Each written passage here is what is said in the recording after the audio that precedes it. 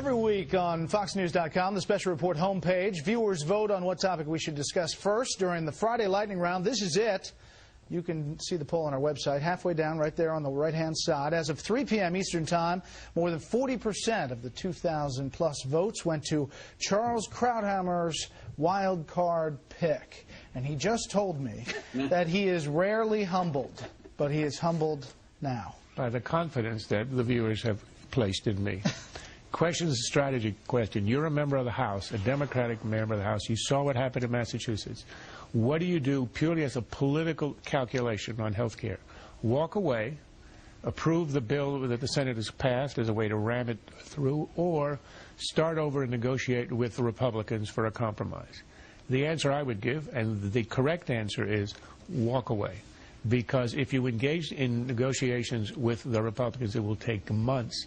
And one of the messages out of Massachusetts is that the electorate looks at this as a distraction. It's not their top issue, and spending another half year on this, no matter how it turns out in the end, is going to only hurt Democrats. Nina.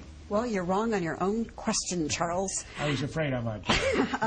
I think if you're a Democratic House member, you look beyond your parochial interests and you look to the interests of the White House, because you're linked to them and the party, and it's suicide not to pass something. You've got, if the White House doesn't compromise and doesn't get something through that they can call health reform, this is a president. Keep in mind, just a couple months ago, we were saying his presidency's over if they don't pass health reform. And if you see the pot shots that are being taken over Bernanke, over it's just going to keep rising. If he's going to be perceived as so weak that he can get nothing done, and he's going to have trouble with his own base moving into the midterm elections. You're going to have a very unenergized, unhappy base. Charles, you were wrong, but not because you said you'd walk away, but because you should have said you were going to sprint away. The public now believes that that this is dead. To do what you're suggesting, even if it would potentially link them back up with the White House, would be to give it life again, try to bring it back from the dead, which I think would be worse than having had it passed in the first place. Quickly, what about the Republicans out there like Newt Gingrich who are saying Republicans should launch an effort to pass something and kind of grab the mantle and don't do it? Bad idea. Strategy? I do think that Republicans are going to be, now that they've been the recipient of all this, a lot of goodwill and so forth for the last couple elections, including Scott Brown, they do need to start coming forth with ideas. So I do think that it would benefit them to do that. Okay, quickly, Eric Holder, the Attorney General, he was essentially named by the White House as being the man who decided that the Christmas Day bomber would be tried as a criminal, Mirandized and tried as a criminal. Steve.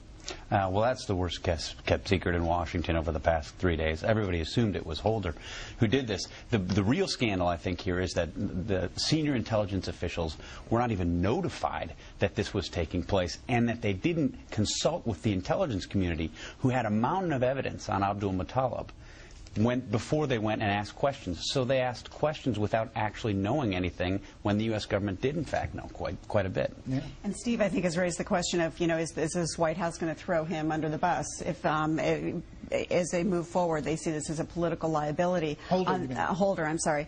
I think on that question, I think the White House, while it would probably behoove them to govern more like Bush on matters of terrorism, I don't think they're there yet, and I think that they'll continue to stand behind Holder. There's an even larger scandal here, which is that a year ago, on his inauguration, Obama abolished the old interrogation techniques and methods in an executive order, and then in August ostensibly established a group of interrogators. Well, at Christmas, the group didn't exist. It doesn't exist as of today. There was no way, even if you wanted to have a high-level detainee questioned in a way that would be effective after a year in office. Quickly, conservatives, pretty good week? This is an amazing week.